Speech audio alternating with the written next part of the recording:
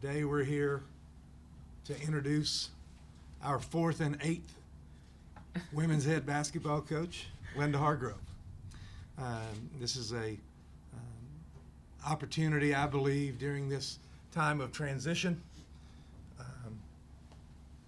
that became a obvious choice to me to take advantage. A lot of times your decisions are dictated by resources that you have available, and I consider Linda to be a very valuable resource that happens to be right here from Derby. So when I thought that we needed to take this step of asking someone to finish out the year, Linda was an easy person to decide on. Maybe not as easy to get to agree to it, but I've ruined her retirement life here for the next couple of months. But I'm excited for this. I think her background speaks for itself, both collegiately and at the professional level, and I think that that will prove to be a better transition for the young women in our program. With that, I'll stand for any questions before I turn it over to Linda. Yeah, Mike? Darron, I know that you have a pretty deep knowledge of the history of college basketball, and in your mind, were you aware of a few that have taken place, especially in men's basketball that I know of, where a revered coach has accepted an opportunity to come back to a program that they've been in before on an interim basis like that? Well, I haven't really. I'm glad to hear that you think I'm a student of the history of basketball. Not so much. I just think that I serve on the Kansas Sports Hall of Fame board with Linda. That's how we know each other. And the times that I've been around her, I've just been impressed with not only her background, but the way she carries herself and how she can blend into a room, but still garners respect. And that's something that's always stuck out to me with Linda. So I think that's exactly what we need at this time. I know you're searching for a new candidate right now. Do you have anybody in mind? Is Kirk one of the candidates? Is Linda one of the candidates? Linda's not. That's very clear. Linda's not. It will be a national search that I will ask Linda to assist me with. And when I talk about national searches, that starts at 21st and Hillside and goes as the circle grows as big as it needs to be. Talk about a little bit about the transition now, middle of the year challenges with that, and the fact that we did have a review, but we're having a change anyway now after having a review, keeping coach. Now coach is separated ways from the university. I guess some student groups have been asking questions. I don't know if you can address that or not. Not really. We're finalizing an agreement currently, and until that's finalized, I don't think it serves anyone well for me to comment on it. Something again about the challenges, though, I graciously accepted, but the challenges of doing something mid-season. I will let Linda address that from what she expects to be the challenges. However, I am not using the term interim with Linda. She's our head coach, and has the ability and authority to run this program as she sees fit, without any interference from anyone else to the end of this season. So I think an interim basis a lot of times proves that there's no end date set in mind. Well, we know this one has an end date coming upon the end of the season. So I want her to know that she has our full support as a department and university to run this program without any interference.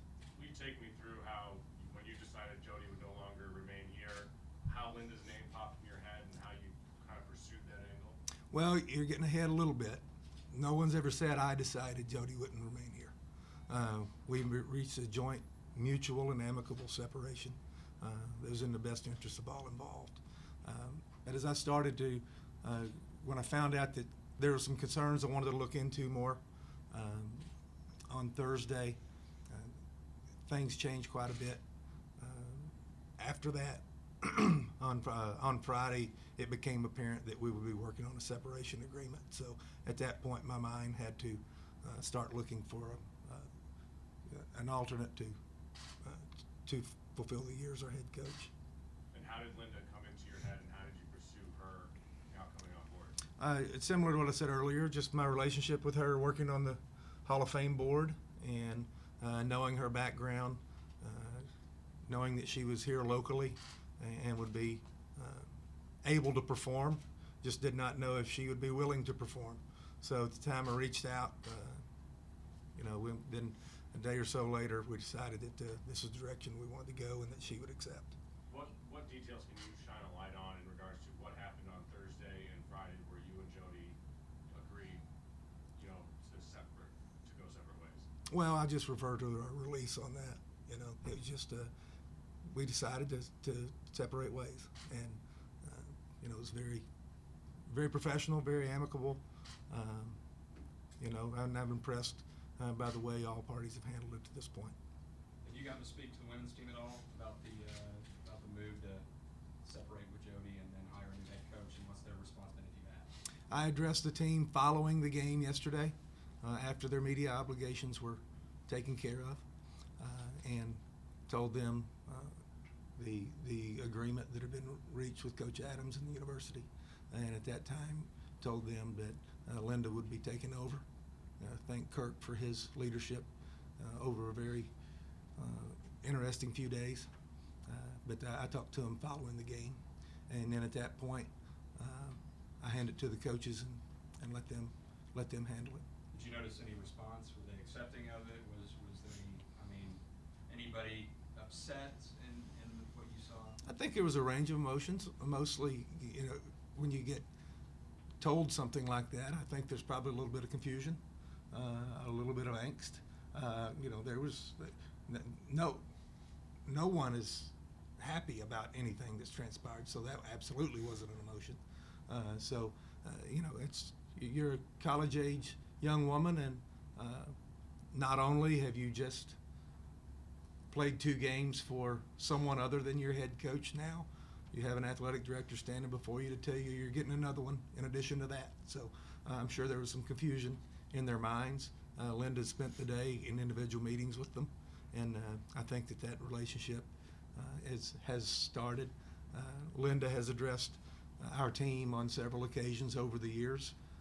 Someone that Jody has tremendous respect for, as well as Linda has tremendous respect for Jody as well. So she's addressed our team on a few occasions before today.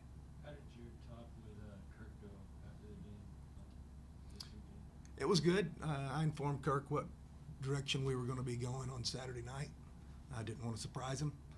I wanted him to have some time to process it before going in and trying to implement a game plan on Sunday. So Kirk knew. We thought it was in the best interest of all involved to not tell the team until following the game, which I appreciate. And to any of you all that may have found something out, because I know we don't have any leaks in the department. I know that for sure. But any of you all that might have known something, I appreciate your holding on to that to where it didn't affect the mindset of our young women. How big a sense of relief was it once you knew that Linda was going to be able to come aboard the rest of the season? I can assure you there's been not one sense of relief in the last week of my life. Dr. Bardo, what kind of role did he play in deciding on Jody or being part of that decision, hiring Linda? Dr. Bardo allows me to run the department as I see fit, and obviously I don't make any big decisions without his blessing, but in this case I took him a recommendation, and he said, "You're the athletic director, do what you see is in the best interest of the program," and that's when I told him that I wanted to hire Linda for the duration of the year. Would you mind explaining the salary buyout in this situation for Jody? Not at this time. We're still working on finalizing the details of a document, and I just don't think it would be professional of me to do it at this time. Darron, why was the decision made to bring Linda in and not stay with the coaches that are on the staff currently? Again, I just think it was having something at our availability that I felt like could help. And Linda's background, especially dealing with both college-age women and professional-age women, that I would have had no qualms about staying with the current staff, but I only wanted to do that if Linda decline the opportunity. I just had it in my mind that once it became apparent that I was going to need someone for the remainder of the year, I wanted her to have the opportunity to turn me down. Any other questions for Darron? It's all yours, Coach. Heck. I didn't realize I was the 4th and the 8th. Yeah. Wow. Well, I'm very excited to be in this position, a position I certainly didn't expect to be in a week ago. But now that I'm here and I've had an opportunity to watch the players play yesterday and meet with the staff yesterday after the game and then with the players individually beginning early this morning, it's I'm kind of getting into it. So I'm really looking forward to the next 6, 7, 8 weeks, however long we can push this thing, and getting a chance to work with a lot of motivated young women and coaching staff, and we'll see how far we can take it. I think the main thing from my perspective not only is to try to be as successful as we can on the court, but it's to try to help each of these young women have a positive experience and feel good about the Wichita State women's basketball program and the Wichita State University. Darron said he had to persuade you a little bit to come back on board. Yes. You immediately said you are not a candidate for the head job full time. What made you decide to come back then? Well, I love Wichita State, and I invested 9 years of my life here trying to build a program, and I just wanted to do what I could to help. And my biggest drawback, and Darron is well aware of this, is I have an 18-year-old grandson who's playing basketball. And when I left Wichita State 18 years ago, my daughter was pregnant with my first grandchild, and I've been watching him play basketball now for many years, and I hated to miss any of his senior year. And that was one of the biggest challenges that I had to come to terms with, not being able to watch Jacob play all of his senior year. But when I called him and told him what I was going to do and talked to him about it, it was really not a big deal to him. So I think it was way more a big deal to me than it was to him. So I'm very comfortable with the decision now, and I'm really looking forward to it. Now that you are here, what are those challenges stepping into a locker room that wasn't yours 48 hours ago? Yeah, I think we've started on that today with me meeting with each of the players and trying to give them a voice and trying to bring a group of people together. I think I do that really well. I've been involved in coaching basketball. I coached for 36 years, and I think one of my strengths was pulling people together and having them work hard for a common goal and trying to meld different personalities. And you know, as a coach, I'd like to come in and put in a lot of my stuff and a lot of the things that I can feel comfortable and confident coaching. But as somebody who wants the best for these young women, that's not the thing to do. After watching them play yesterday, I thought they played with a lot of passion. I thought they played hard. I thought their offense and defensive schemes were really good. And I'm gonna get on top of what they're doing, and then we'll start working in some of the things that I'd like to see us do a little bit later. But right now, I'm going to work with the coaches to get on top of all the stuff they already have in. It's not fair to them to bring in a whole new system right now. What's been the range of emotions from late last week when this possibility came up to where you're at now? I mean, what has that been like? For me personally, I just kind of tried to put it out of my mind. I had my grandson was playing in a basketball tournament in Salina on Thursday, Friday, Saturday, and I had 2 granddaughters playing in Kansas City and Lawrence in volleyball on Saturday, and I was texting and talking to Darron in the car between one place and the other, and like I said, now I think I've kind of got my head around it, and I'm very excited about the opportunity, and hopefully I can bring a new voice, a clear voice to them and help them be successful. As a former coach, is there kind of an itch to get back into it when this presented itself? Did it kind of sell like I would have to say not really.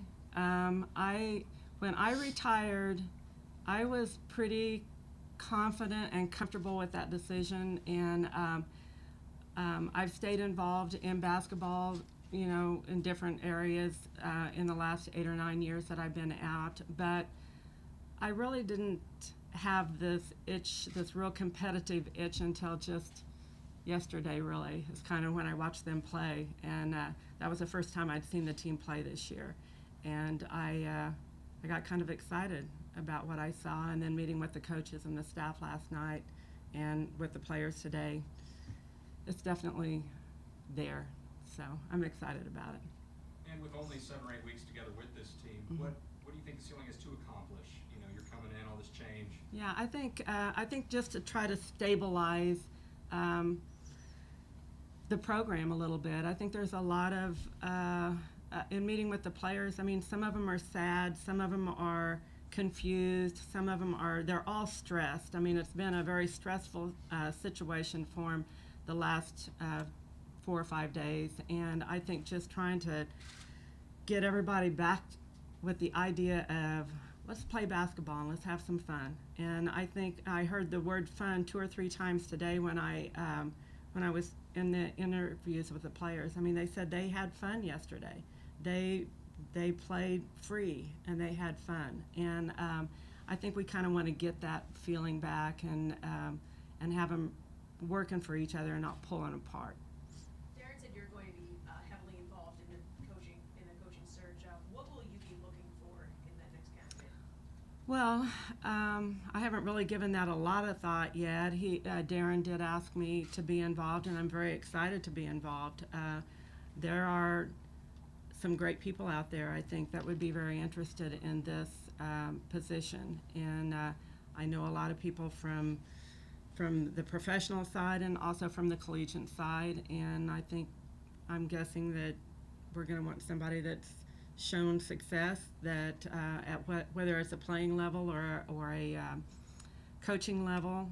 I don't know that Darron and I haven't really talked about it, but I will definitely be excited to give him any input that I can. We've had other conversations in the last 48 hours.